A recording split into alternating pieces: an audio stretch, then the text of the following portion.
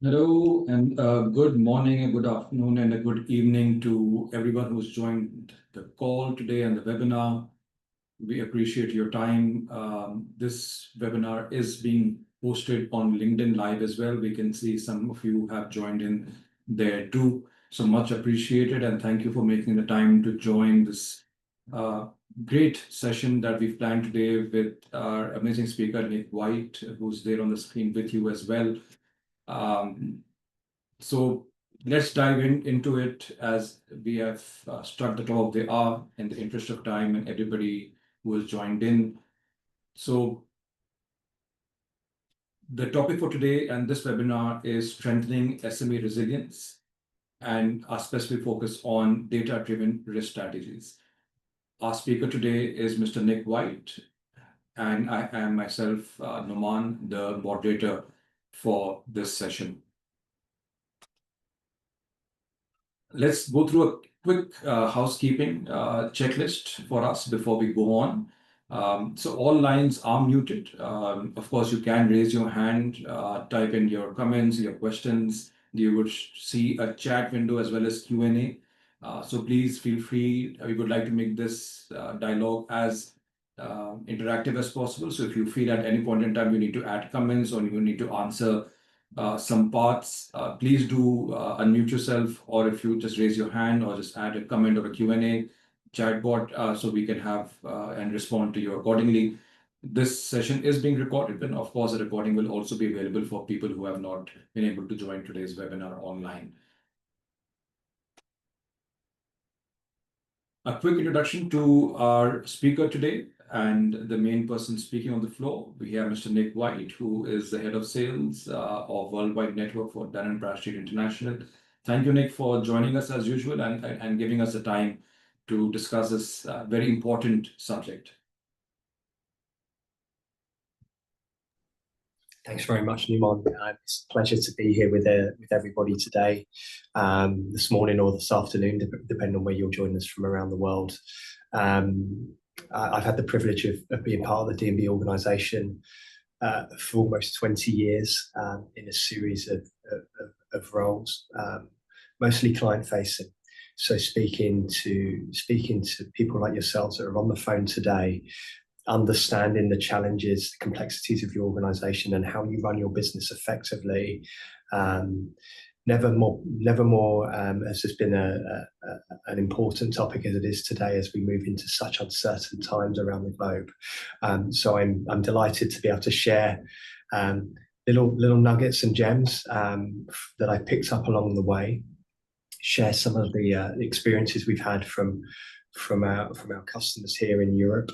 I join you from London, where we've had a number of successes and learned as we've gone along the way. So thank you, Nauman. Looking forward to getting to know everyone today. Great. Thank you so much, Nick, for that quick introduction. And I'm looking forward to this discussion. For the benefit of the audience who may or may not know who we are, for people who do know us, just a quick recap, and for people who are unaware of Dun & Bradstreet and joining us for the first time or knowing about us for the first time, just a very quick introduction about the organization. We've just celebrated 184 years of our existence, 185th year running. We are headquartered in Jacksonville and Florida in the US. We boast a huge client base all across the world. And we are very happy to announce that 4 past US presidents were working with D&B, were employed at D&B at some point in time. So it gives us a great legacy that we need to uphold. As you may be aware, Dun & Bradstreet has the largest corporate database in the world, and this now expands to over 600 million businesses, about 615 million businesses to be exact.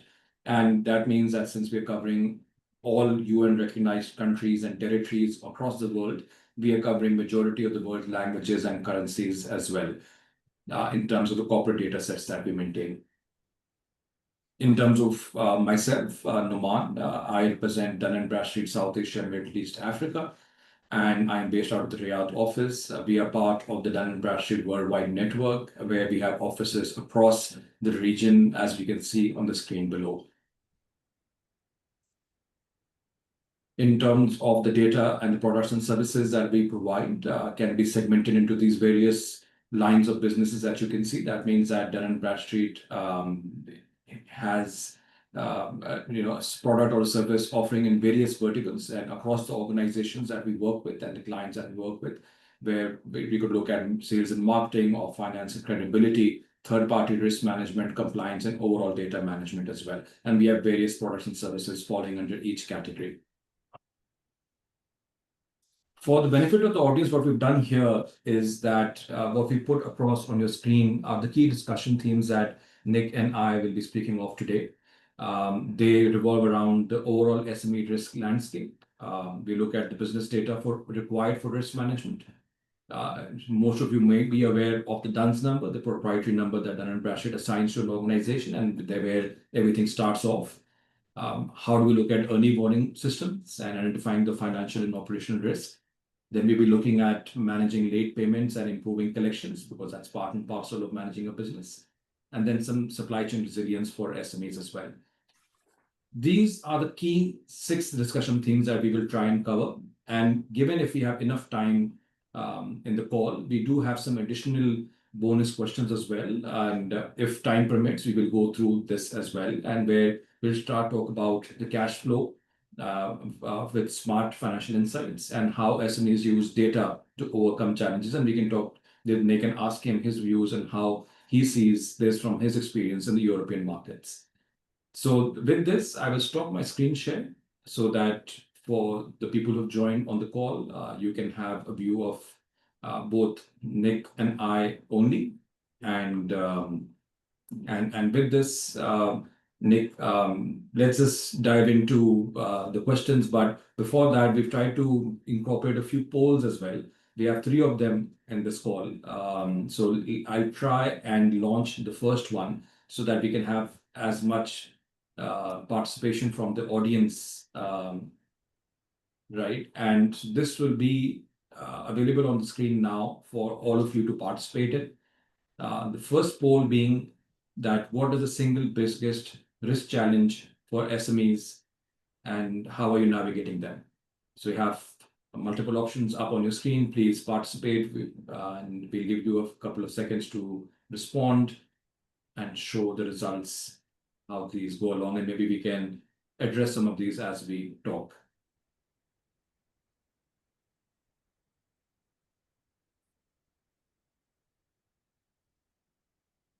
So this has now been on the screen for the last 30 seconds. I'll just give, because I can still see people responding. So let me give a couple of more seconds because I can see quite a bit of interest of people responding. The last 5 seconds.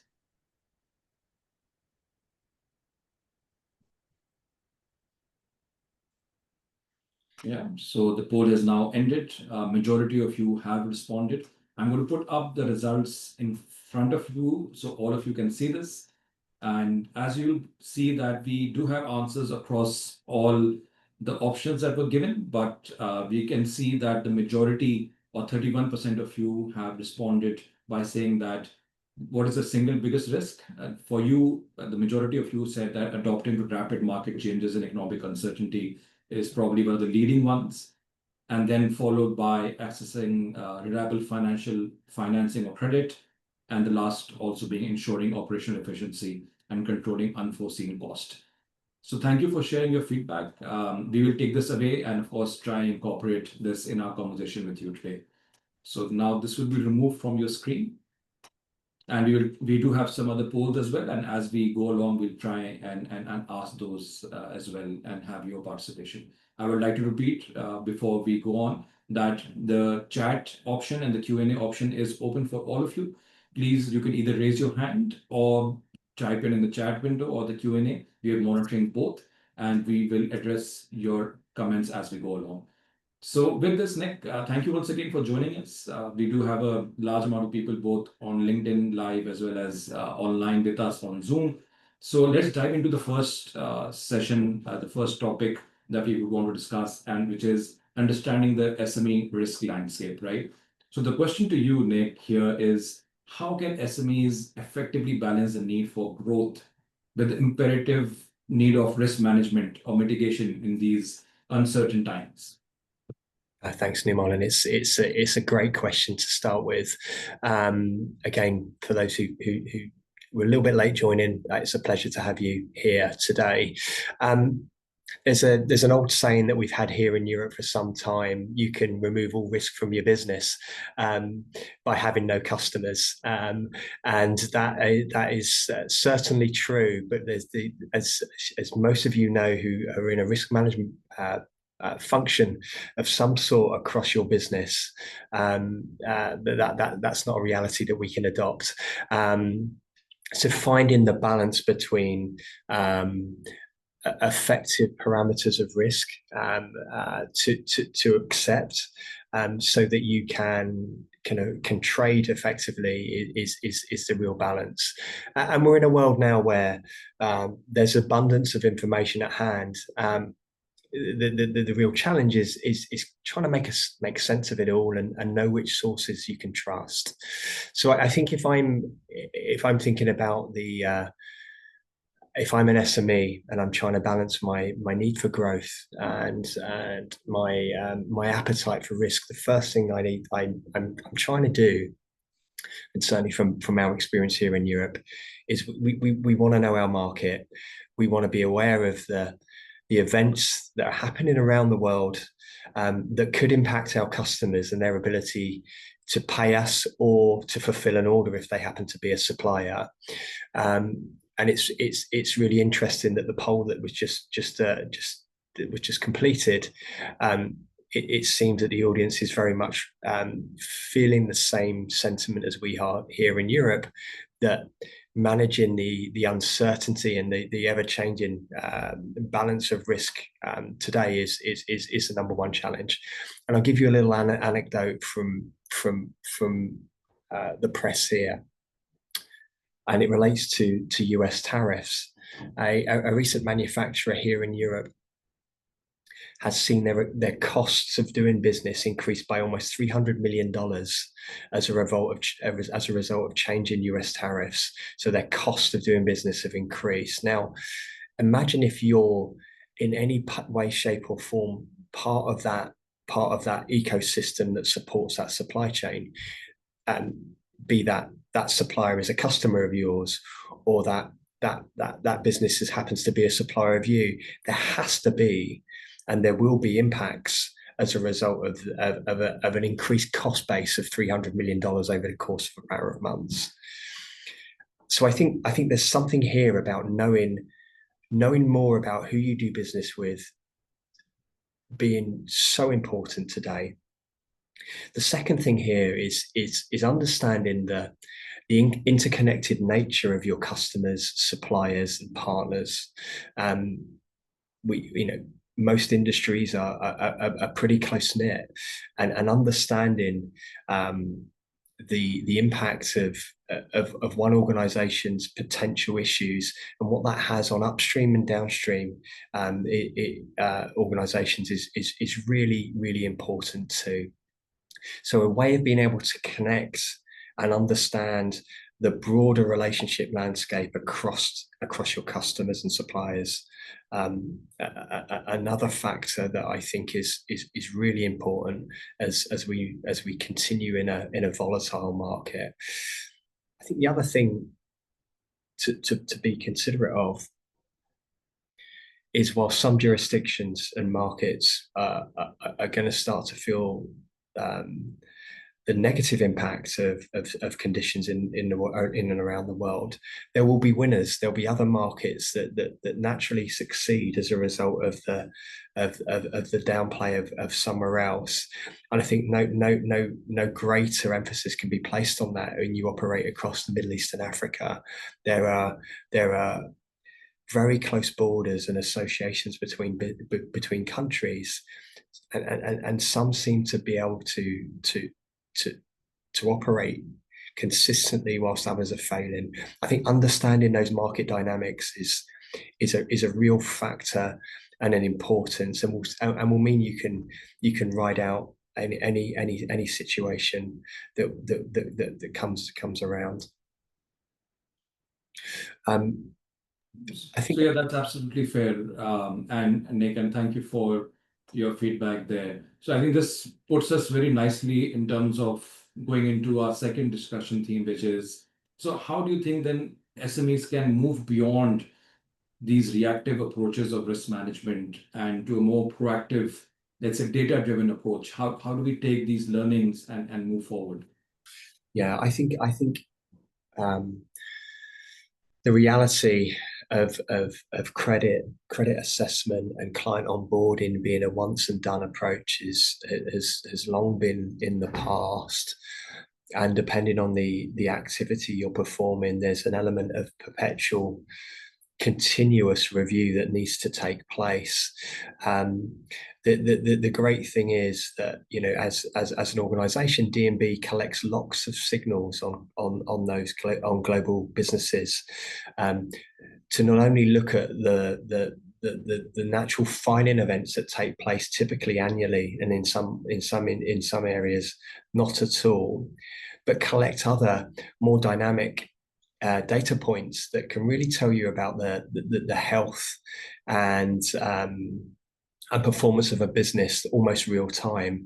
And if I'm operating in a risk management process today, there are a couple of things that I'd be trying to get my arms around, and it would be understanding the payment behaviors of my customers. And also my suppliers, but for sure my customers, not just looking at how you're being paid, but also how they're paying other businesses.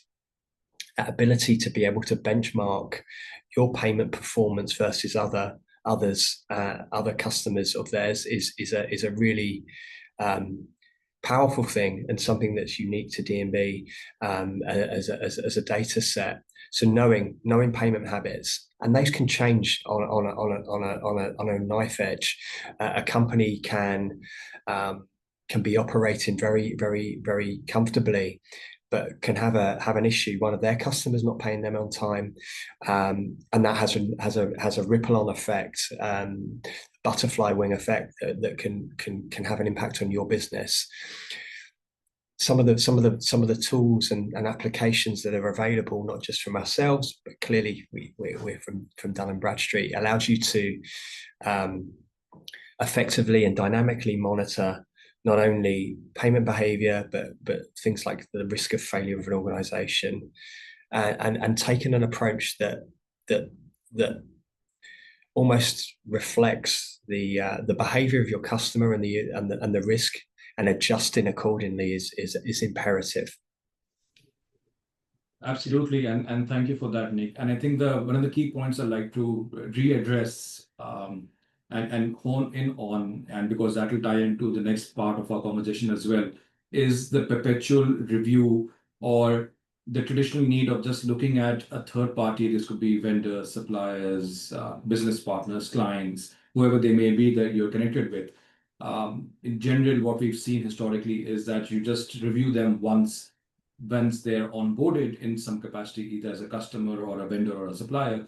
But then we tend to not look at these again because of various issues, right? Like lack of data or the business contributing and all. So I think the concept of perpetual KYC or perpetual due diligence is gaining a lot of pace across the region, is what we can see when we're having client conversations. And I'm sure a lot of people on the call will appreciate where we're coming from, is that maybe you need to segment the third parties that you're working with in maybe a high risk bucket, a medium risk bucket, and a low risk bucket. And the approach you take towards the KYC or the due diligence, it needs to be for all three, having three separate policies, right? So for high risk customers, you could end up doing reviews after 3 to 6 months, depending on your line of business. Medium for about, let's say, about 8 months to 12 months to about 18, and so on, right? And we've seen that gradual shift in our conversations with a lot of our existing and new client conversations as well. So thank you for highlighting that, and I really feel that really starts, right, because that's the intent. What then follows is the data and the risk scoring and the payment behaviors and others that you just spoke about. So I think the idea that we need to focus there, start with the aggressive perpetual KYC review policy, and then bring in the right data sets to ensure that you you really know your third party that you're working with. So I appreciate that. Absolutely. I think it's worth noting that in you know, like in all territories, you know, a business relationship is built on trust, and but trust will only go so far. The market conditions are such that we you know, giving yourself some sort of safety net that is also not only whilst working very closely with your customers or suppliers and having constant reviews with them is one thing, but if there is a way of you tracking data points that can also give you the right information to ask the relevant question at the right time to really gain insight into the performance of that company is vital. And what we're seeing, what we've seen here in Europe and in other markets, there are a couple of things just to highlight. The first is that if you are lucky enough to be working with a large multinational as a supplier, they are not only these are not nice to haves anymore, but there is an expectation that if you're a supplier to a large multinational, that you will have processes in place that allow you that demonstrate that you're monitoring your supply chain, but not only your suppliers, but your suppliers, because they're trying to understand the long-term risk across that supply chain. So again, not only is it for your own benefit of managing cash flow, but to win some large clients, they'll expect you to have these types of processes in place.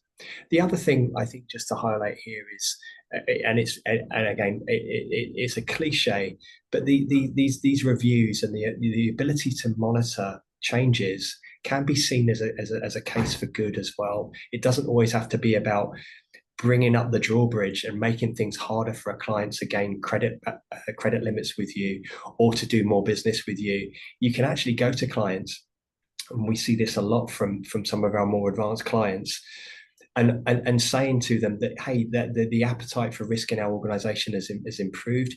We can see from the payment behaviors or your industry that you're performing very well. We'd like to extend credit. Again, a really positive message to either pass on through sales or directly to key relationships that you manage.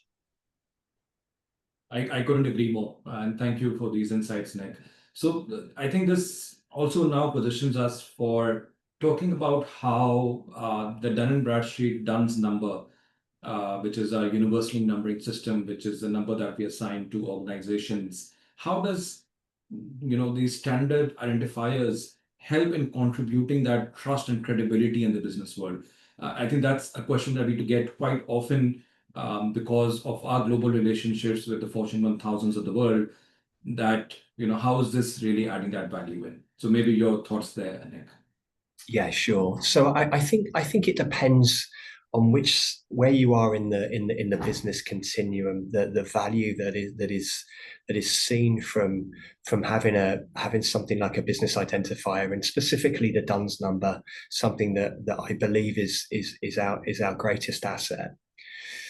If you are an SME or a smaller organization, some of the challenges that you'll face is being able to with confidence demonstrate that you are a verified, trusted organization to do business with, and never more so than when you're trying to trade internationally or across borders.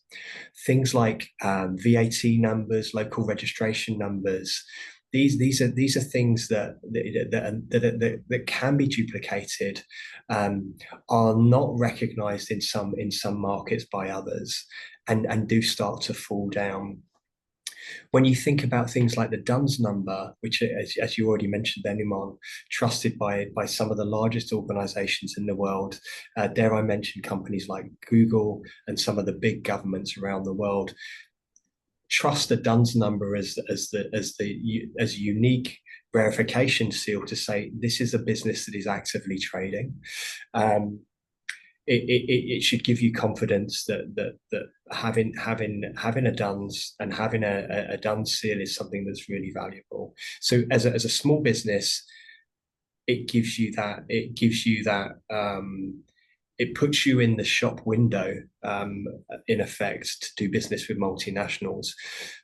From a multinational perspective, if I'm sat and I'm trying to manage a portfolio of clients, customers, suppliers, I need to be able to very quickly identify and understand if the business that I'm doing business with is a legitimate organization, and the DUNS number gives me that confidence. And the fact that you can only assign a DUNS number to an organization that we can verify through our own processes is something that gives credibility and trust to our multinational customers too. So on both sides, there's genuine value, and the DUNS number itself exists with you from the very inception of your organization right away through to the end of the organization's life. Never duplicated, never replicated, and allows us to uniquely identify customers wherever they are in the world. And it's not very often that I get to speak to so many different markets at one time. So I would say some names to our audiences in Europe, but they're probably represented on this call today. Absolutely.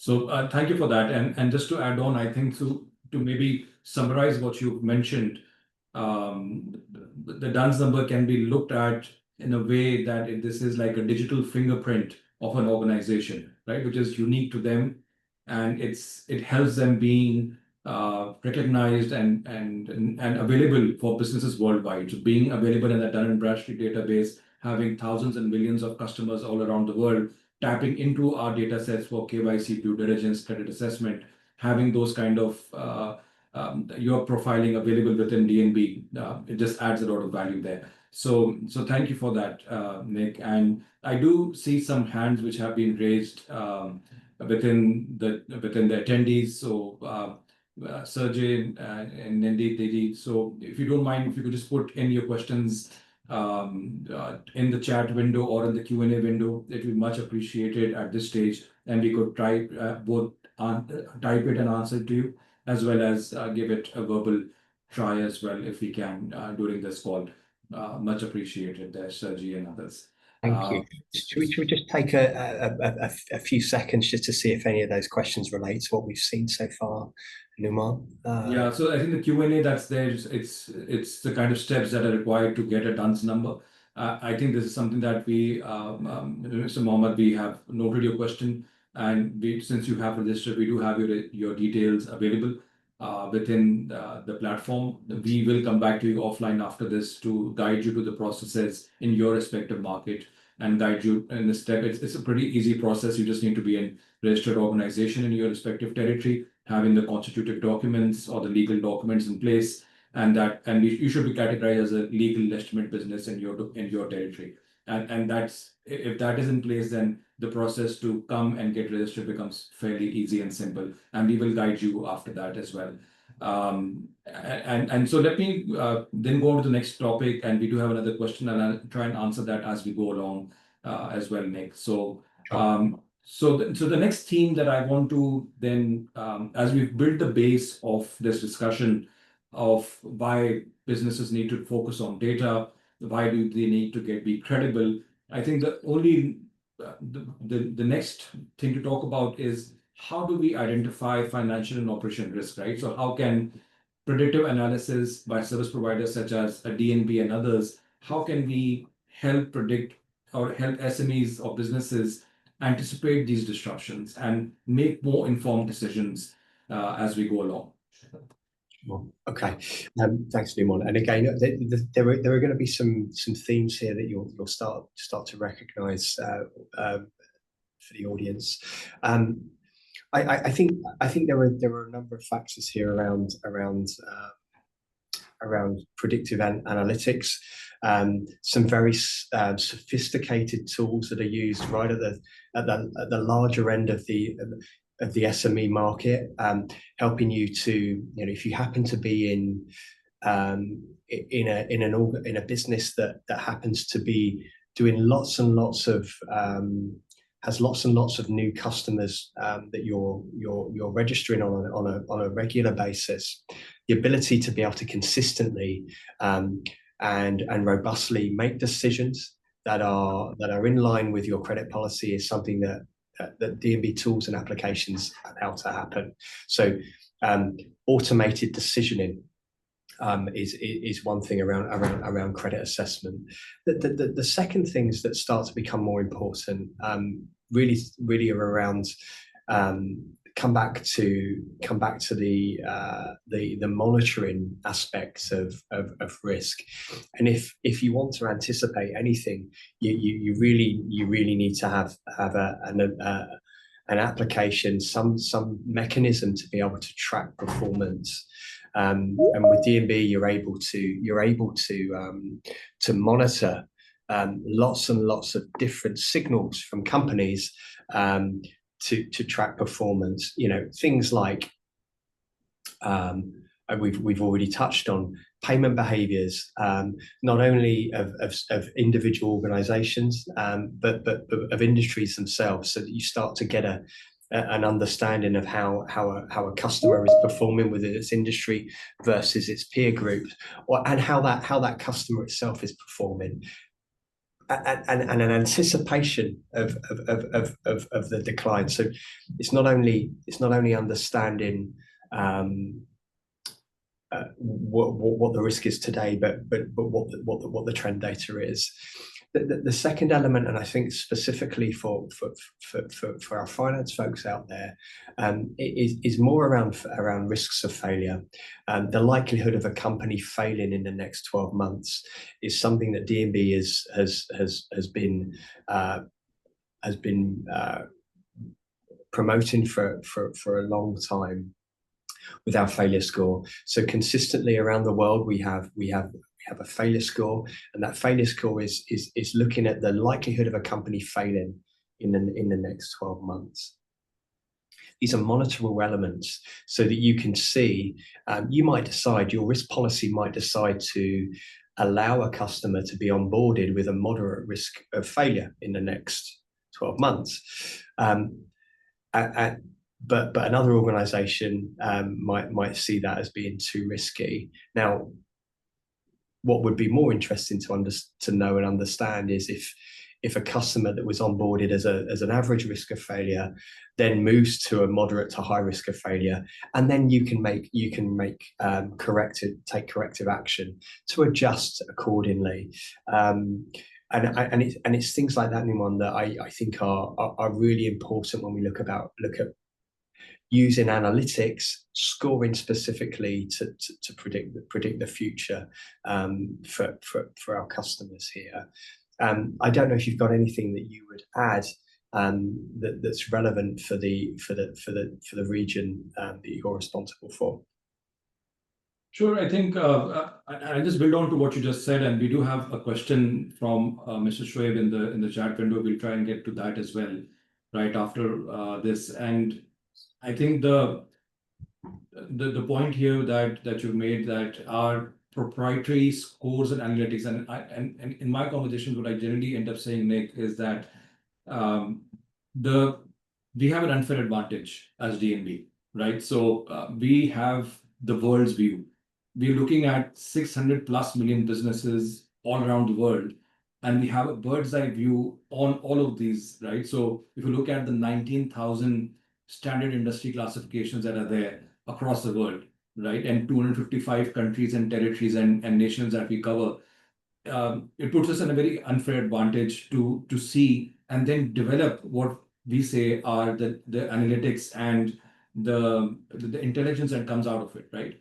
And so one is that we could predict certain things, and the other being dollar-based or more descriptive in nature, right? So I think we are, and for the audience here, distinguishing between the two is also important, because based on certain past behavior and trends, we can look at and we can predict how will the business perform, or will it stay stable or stay afloat in the first 3 months or the next 3 months from now, maybe beyond 3 months to a medium to up to a 6 months to 9 months, and then beyond 12 months, right? So So to be able to stay ahead of the curve, what I think we need to do is, and what clients take advantage of for our services, is look at these kind of predictive analytics, which are proprietary to D&B.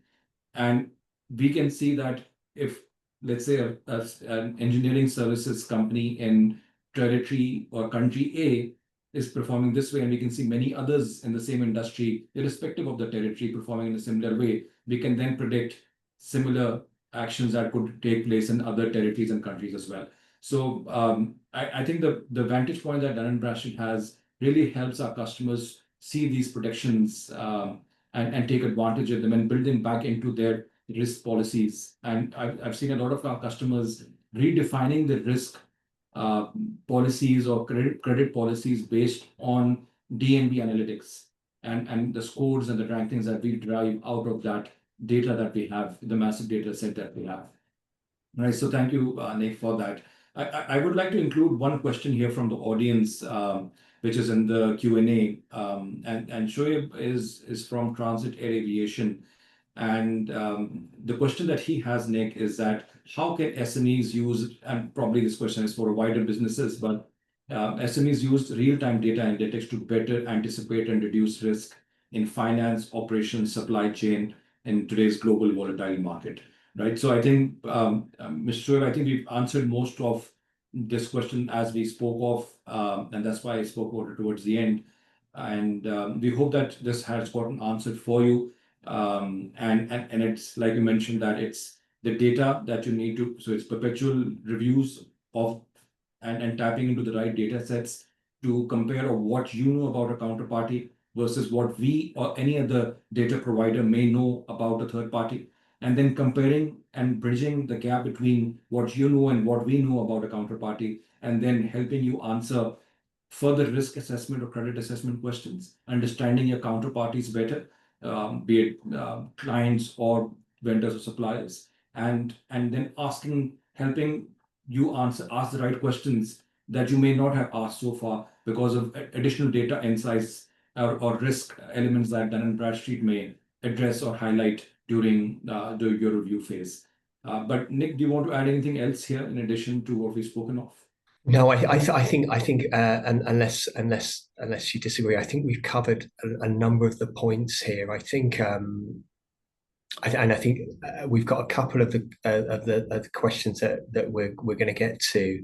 We'll build on some of the subtopics as well, Nauman. So maybe we can revisit it again at the end if we feel there's some additional colour to bring. Of course. So I would still again request Sergey and Didi to put in their questions in the chat or the Q&A. You do have your hand raised for a while. I just want to address that. If you can just type in like others, that would be really beneficial. Right. So we do have some other Q&A elements. I'm just going to go through them, Nick, as we are talking. So we do have an anonymous attendee. He hasn't put in his name, but they are questioning if they can talk in Urdu. So unfortunately, because this is for a wider regional audience, we would appreciate if any comments or questions are asked in English for the wider benefit of people who may benefit from your questions that you put across. There are certain questions related to the DUNS, which of course we will answer offline. We do have all of your questions, Makbul and others who put, and Mohammed Osama. We do see your questions related to the DUNS. We will come to you on these offline as it's a little off topic for this conversation. So we will come to you offline on this. We do have your details. Another question, Nick, in the chat is how can we access the data to verify a buyer? I'll take a crack at this, and I think it's a great question. Sadly, your name is not appearing, but it's a great question for the audience. And how can you access this data? You can tap and work with your Dun & Bradstreet teams across your respective territory in the market that you're in, or you can visit our website, take a universal number, reach out to us, or a dedicated email. Our on-ground teams will help and facilitate you understand. We have both a web-based or a SaaS platform for our services, as well as for clients who have higher data needs. We do have APIs that can connect into your CRMs and ERPs as well. So it's as simple as, let's say, a Google search, whereby you're typing in a business name that you already know of, and then downloading the data of that business and then reviewing it across firmographic, operational, financial, legal, administrative, ownership information that Dun & Bradstreet maintains on that particular business, in addition to the analytics that we take out of it as well. So I hope, I don't know your name as it shows anonymous, but I hope that this answers your question. If you do have your information via your registration, then we'll come back to you offline as well after this call. So in the interest of time, let me go back to our planned discussion, and we can address some of the questions as we go along, Nick. And so I'm going to come back to you with, so we've talked about the risk management framework and the policies and how the data we're looking at. I think it's also important because it's, and you touched upon this maybe 2 questions ago, the cash flow is important, right? So how do you manage late payments and improve our collections, right? So it's a significant challenge for SMEs. And what are some of the strategies to mitigate the risk and improve these cash flows that that the SMEs really need? Yeah, absolutely.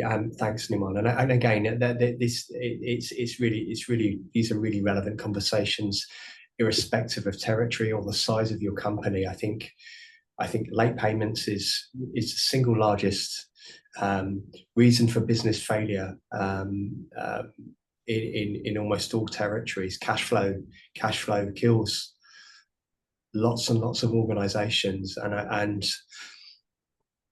I remember early on in my career here at D&B going to visit SMEs who had the luxury or thought they'd had the luxury of winning major contracts with big multinationals, only to later on experience significant issues due to expectations or late payments as a result of the payment habits of a big multinational, and the reality of the nuanced processes to get paid by a big multinational versus the almost month by month activity of an SME that really operates their business as efficiently as possible. And those two things can sometimes cause real issues for the smaller party. A large organization,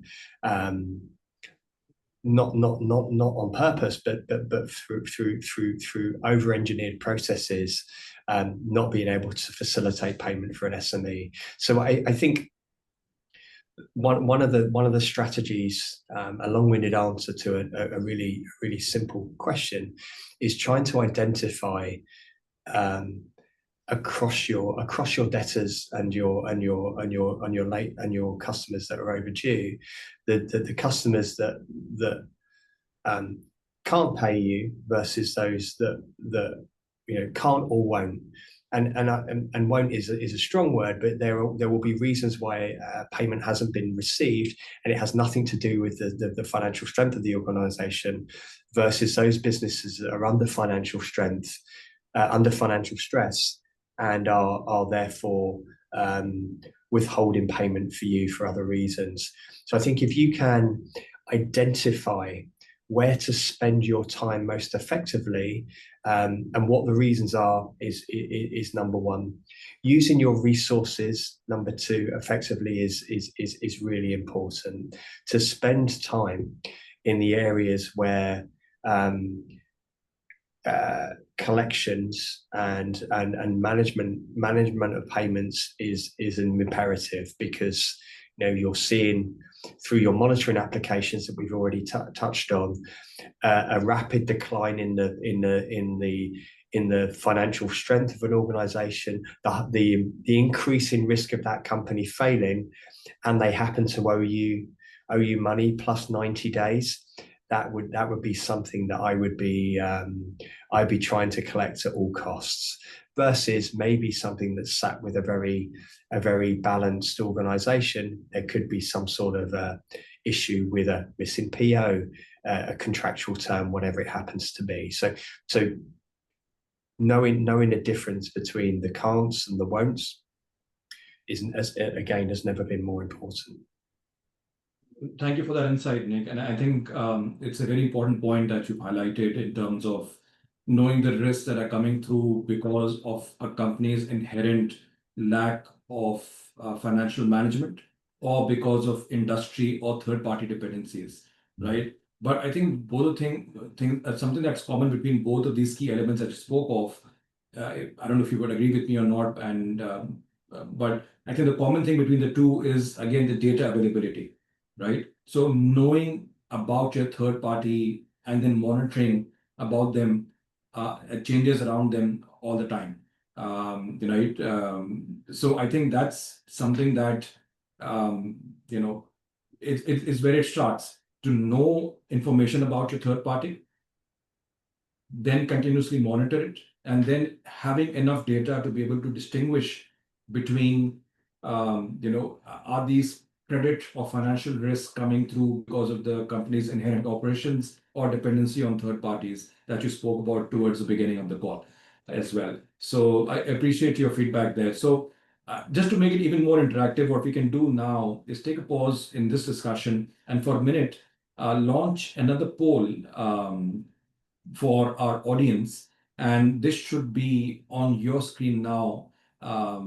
And we would appreciate your participation here, just like the first one. We leave it on your screens for the next couple of seconds. The question is, how would you describe your SME's current approach to using data for risk management? Right. So I can see that people have started responding. We will wait for a couple of seconds to for your responses to come through. And while that is happening, I'm also going to look at the Q&A. I wonder, Nauman, over the coming months and years, how much we will talk about using artificial intelligence Yes. as a factor here. Maybe something for a discussion in the future, in a future webinar. Of course, and that's a great point, and maybe we can touch about it with some of the answers that we give for the remaining key discussion themes. But and I think one of the key things that Dun & Bradstreet is doing is, because again, like I repeat, that we have a vantage or the view that we have as D&B is so wide and so widespread, and it gives us that, and using AI and machine learning and technology, right? So when we say 600 million businesses, we can't do everything manually, right? Can you imagine? Because there's some kind of data that's changing all the time. So it's also essential that we understand that we can't use it without technology. The data coming through the validation processes, highlighting any alerts in the system and the changes that are maybe based on risk policy. So yeah, I think it's a great point to highlight. So we have stopped the poll here. We did receive some responses from our audience. It should be in front of everyone as a result. So if we see that it's a tie between the answer, again, I repeat the question, that how would you describe your approach towards using data for risk management? So there's a tie between two elements. It is the companies are primarily using or reacting to risk as they arise with limited data, which is something that we do see from a lot of our customers across the world, not just in a specific territory. Or it is that we use basic data for periodic risk reviews. And the third answer, which got a lot of responses, is that they regularly use data analytics, proactive risk matching, which is absolutely great to hear. For the interest and for the benefit of the rest of the audience, for people who have clicked on this option, the second last option, we would love to hear from you. Please use the Q&A and the chat window to advise what is the kind of processes you follow, and the data that you use for the data and analytics. It'd be lovely to understand this as well from you. So thank you for sharing your feedback there. I'm just going to look at the Q&A section for a second, Nick, and try and see, because it's lovely that people are participating, and I think there's a great topic. Whilst you're taking a look at the questions, Nauman, I'll just give my view on the recent responses from the audience. So thank you. It's really interesting to see that almost 60% of the audience fall into the kind of earlier stages of adoption of data and analytics in their approach. And I think it does come down to a perception of a lack of availability of data sources. we would welcome the opportunity to discuss with anybody on this call, on this webinar, about how we may be able to help them. Our data set, when I joined D&B, which was a few years ago now. I won't shame myself by admitting how long ago, but it's our data set has grown almost sixfold in size, and I have no doubt that we'll be 1 billion organisations on the D&B data set probably within the next couple of years, as our coverage increases and the depth of information that we have available. And I think for some territories, we've made huge strides forward through your activities in collecting the relevant information so people can make informed decisions. So if you haven't reviewed, let's take the time to do so. Sure. So thank you for that, Nick. And we do have one of the comments from Blessing. And so Blessing, to your question, for the benefit of the audience who have not seen the Q&A section, the question is that how can SMEs identify these businesses who delay payments and take more informed decisions, and maybe take an SME's experience feedback from engagement? So let us now highlight here and this is something that Nick focused on towards the beginning of this call, and if you've joined a little late, so it will be for your benefit as well, that Dun & Bradstreet, when it collects data, it's not just collecting data on businesses, the legal entity itself, like the shareholding, the financial information, the administrative, the operational, the firmographics. But what we're also collecting in parallel, we have an ecosystem called payment performance insights, or a trade payment data exchange program. And we have millions of businesses across the world who are contributing data. And what they're doing is that they're letting us know the account receivables and the performance of these account receivables from various millions of counterparties across the world. Now, is this data being provided by every business in every country that we operate in? No, unfortunately, that is not the case, because a lot of markets or a lot of businesses would want to keep this data private to them, and they feel that it could be risky to share such data. So sadly, we don't get it from every country, but we have it for a couple of, it's a huge number of businesses in the database, and our clients take advantage of that. So once you do become a subscriber to one of the Dun & Bradstreet services, be it web-based or SaaS platforms or APIs, you do get exposed to the payment behavior, which is one of them is called Paydex. That's something that you can utilize, and you can reach out to us and talk about further as well. That is a company's ability to pay back credit on time, or pay their bills on time, or pay their obligations on time, or how delayed they are, right? So we are able to drive this analytics based on various payment experiences, irrespective of being a very small amount or being a very large amount. And we can see this delays of, let's say, 0 to 30 days, 30 to 60 days, 90 days and beyond, and then 120 days and beyond, right? So we manage this data on a continuous basis, in addition to the corporate data sets, which a lot of businesses are taking advantage of while making financial decisions and credit decisions. This again could be supplier relationship or customer relationship, either way, if a credit arrangement is in place. So I hope that addresses your question, Blessing. And Nick, if you have anything specific to add there.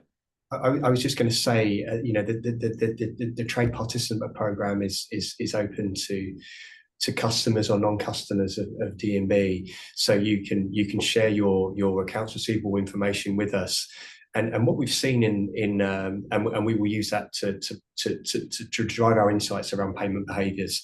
What we've seen is companies that share trade payment information with us automatically start to see improvements in how they're paid as a customer, because they're sharing information with D&B. Their customers do want to have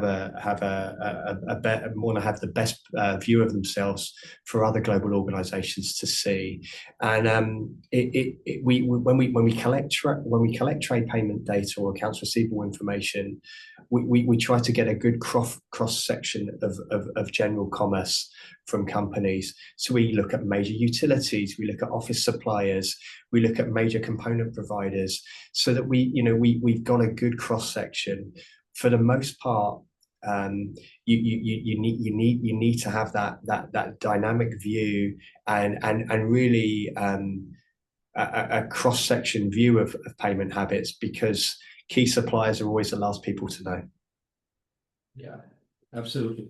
So, in the interest of time, we do have certain other themes to cover for the benefit of the audience, because it's lovely, and thank you for everyone for your participation, because this is really, your question helps others as well. So if we go back to theme and our planned questions, and the question here is, now I think it's very pertinent, is that on supply chain resilience for businesses, right, Nick? So for supply chain disruptions can have a huge impact and devastating at times for a lot of businesses, especially SMEs. So how can these data-driven insights that we've spoken of in the last 20 odd minutes help businesses and specifically SMEs build a more resilient supply chain?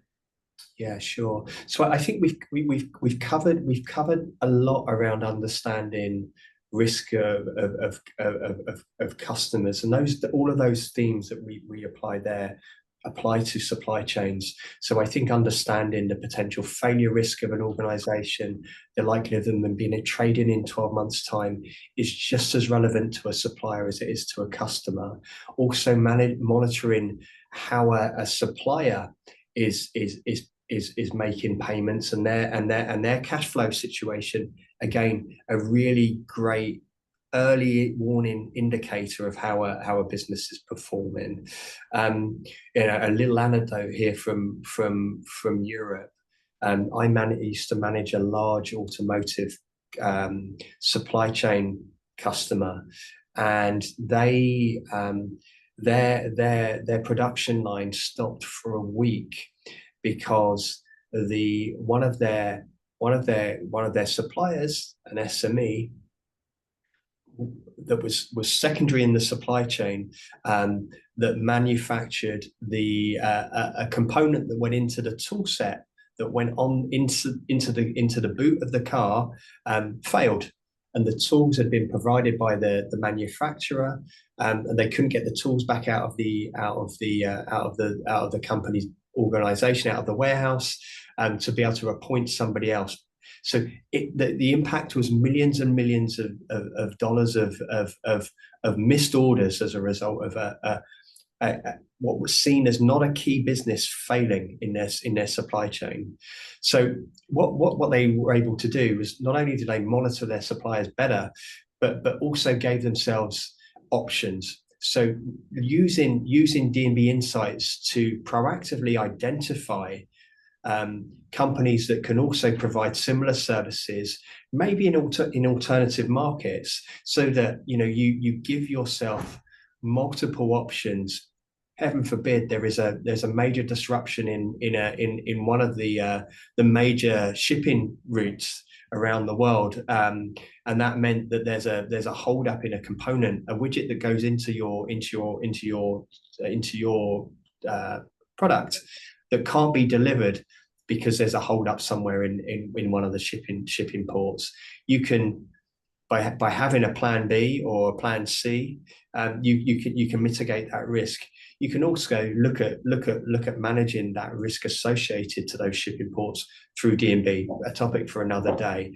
But I think there's the clear management of risk associated to your supply chain, which is very similar to customer, but also the opportunity to identify alternatives based on characteristics, industry classifications, financial strength, where they're located, are they part of a major group, that can give you multiple options to give you that resilience in your supply chain. Heaven forbid there be a problem. Thank you for that insight, Nick. And maybe I'd like to add one additional comment here as an experience of what we've learned of some of the strategies here that we've seen some of our clients do in our region, in, let's say, South Asia, Middle East, and Africa, is that a lot of, and something that's common is that companies who are dependent on cross-border suppliers or third parties that they're working with away from their home territory, and those third parties are, let's say, integral to the operations as either an input supplier or as a customer. So we've seen a lot of our customers utilizing our kind of data sets to know about those third parties better. And in one case, we found out that, again, we can't take names of customers here, but this is a large food manufacturing and export organization.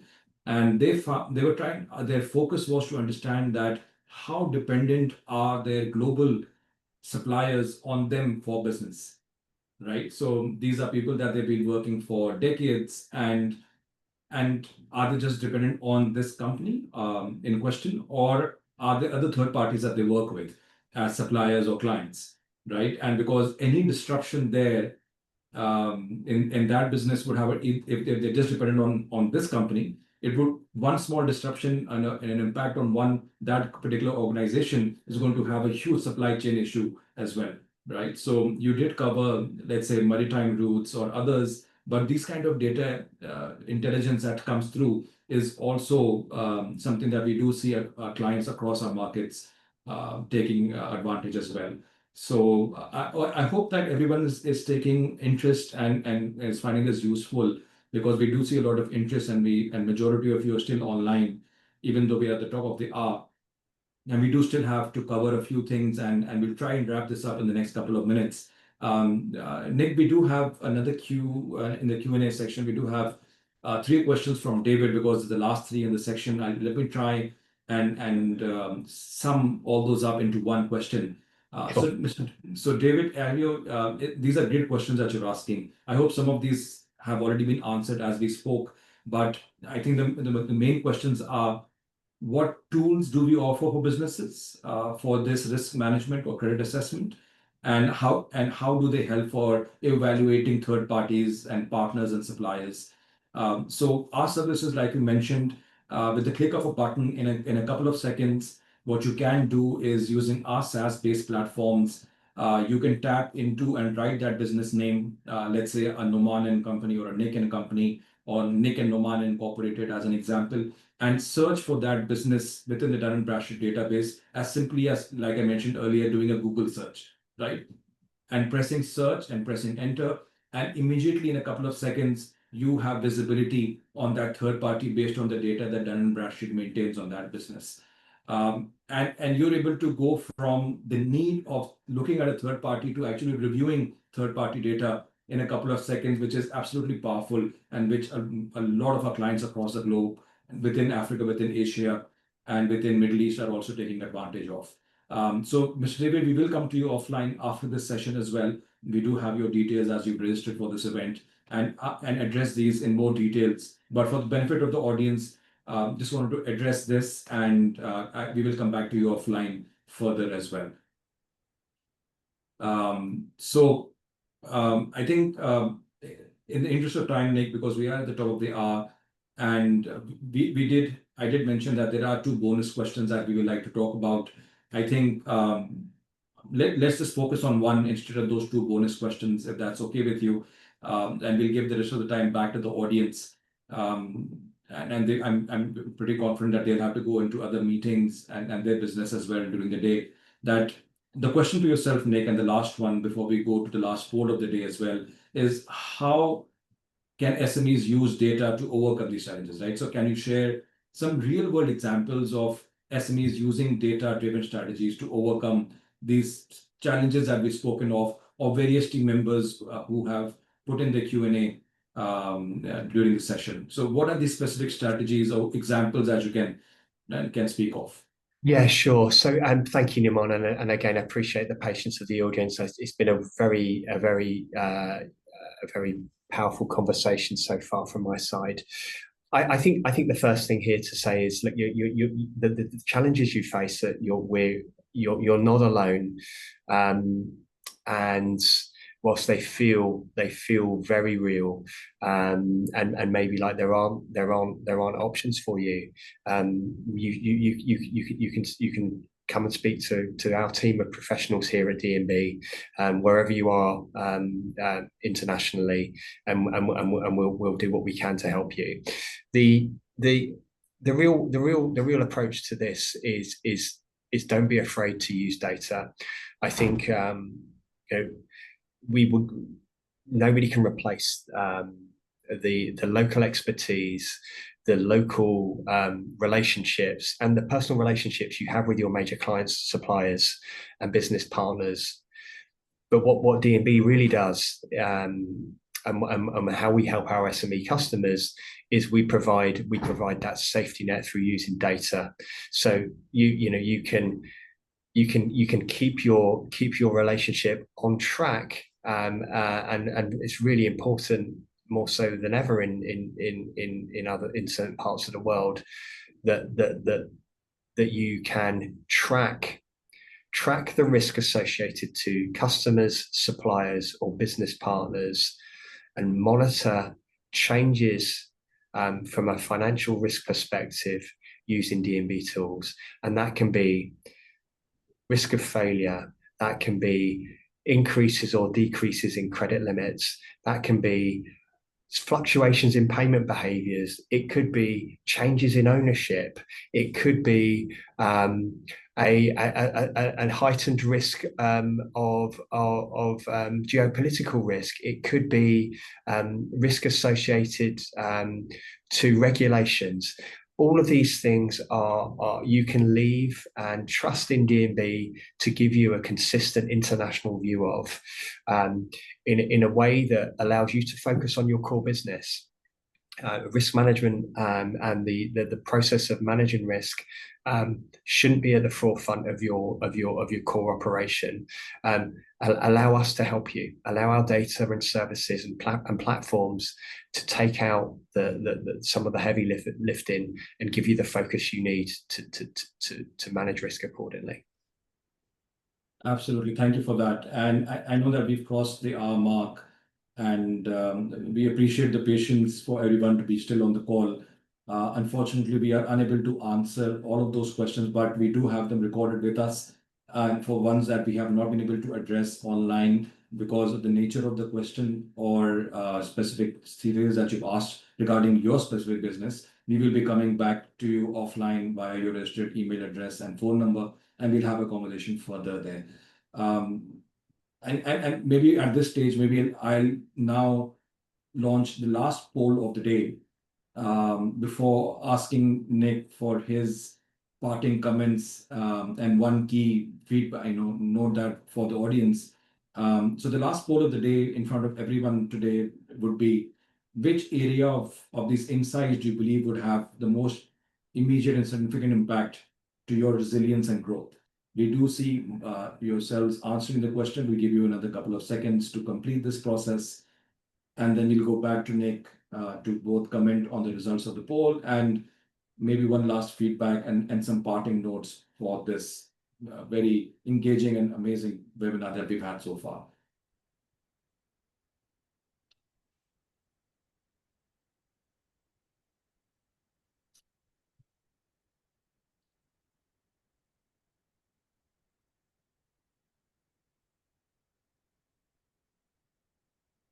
So I'll just give another 5 more seconds so that I still see some people responding. So another 5 seconds, and then I will end the poll and display the results in front of everyone. Yeah, I think we should close now. We're still answering, so I have to stop at some point. And thank you for your feedback so far. Half of you have already responded, so I think I'll end the poll now. And the results should be in front of your screens now for everyone. And Nick, as you'll be able to see, and the audience as well, that majority of the biggest, or 30% of you have said that building stronger business credibility and trust is important. Right, which is absolutely amazing. Great. For those who you've mentioned this, we will be coming back to you for talking about this further. During your registration process, we did even ask you if you're interested for product demos. So whoever has checked yes, they will be coming back to you as well. So 26% of you have also mentioned gaining competitive market intelligence for strategic planning. This is absolutely wonderful. Yes, this is great. And improving credit risk assessment for customers and partners was the third highest scoring poll result, Nick. So your thoughts there before I stop the screen share and then Maybe we can try and wrap up. Yeah, it's fascinating, and I am actually surprised, but I'm confident based on those key themes that have come out from the audience that we can help many to address some of these immediate challenges. The credibility piece through the DUNS number, we will absolutely focus on, and also competitive market intelligence. Strategic planning is something that flipping some of the data sets on its head and using it for market intelligence is something that we can absolutely help the audience to solve for. Great. So I have stopped the screen sharing of the poll. So with that, Nick, any last few words of wisdom for the audience to sum up this conversation, and maybe a key takeaway that you feel that should resonate with the audience here? Yeah, sure. Thank you. It's been such an engaged audience, so thank you. I think if I'm summing up, I would suggest that the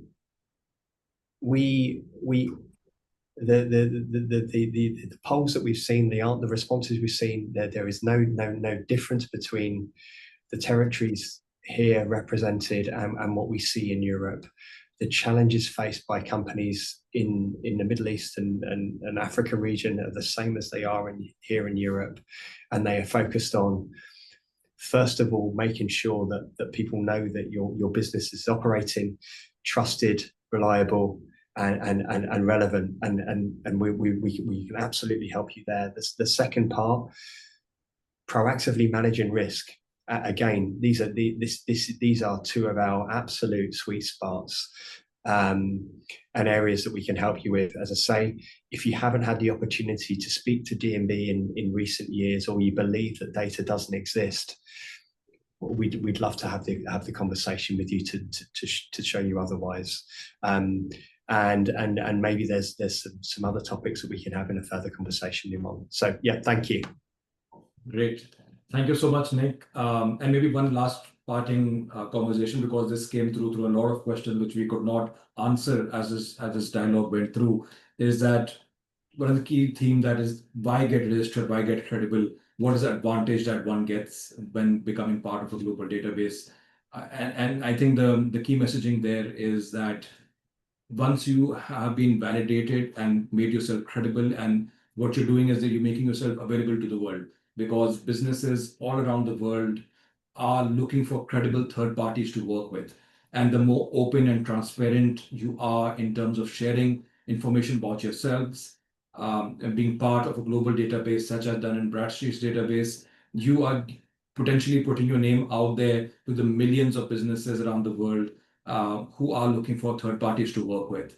And this came through from various anonymous notes in the chat and also the Q&A. So I don't know your specific names, but these are great questions, right? And we can continue this conversation further after this call as well. But it's simply saying that, it's pure sales and marketing and business opportunities being created just by raising a hand and saying we want to be part of the D&B database, and then the world knows then that you are credible, open, and ready to do business. So I think that's my key parting notes there, Nick.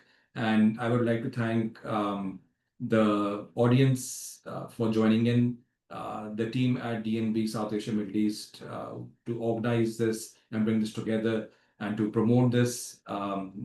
Everyone who has asked the questions, and we will be coming back to you. And lastly, Nick, to yourself, a very special thank you for joining in and agreeing to be part of this conversation. As always, it's lovely to speak with you and hear your thoughts. And I really hope that the audience has taken advantage of your time here with us. Pleasure. Thank you, Nauman. Great. And we will see all of you offline, and pleasure. And thank you for joining. Have a good rest of the morning, afternoon, or evening, depending on where you are. Take care. Bye-bye.